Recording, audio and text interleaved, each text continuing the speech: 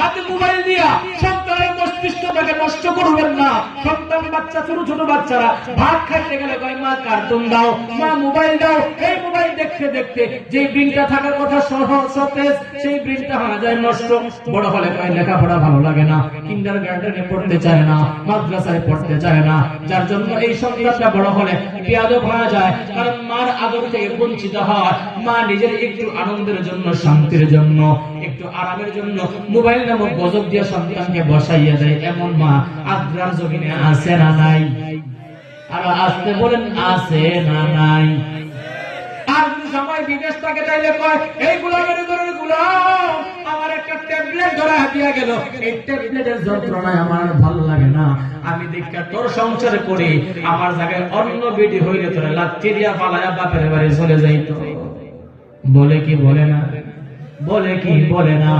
আর আসতে বলেন বলে কি বলে না? আমি তো সংসার করি, আমার বাবা মা না জানি কি দীক্ষা তোমার কাছে বিয়ে দিছিল, এমন খারাপের খারাপ বোম্বাস্টিক মার্কার মহিলা। আবার অনেক প্রবাসীদের মনে দুঃখ, কয় হুজুর বউ থেকে বিদেশ গেলাম, আইয়া দেখি বউ আর নাই।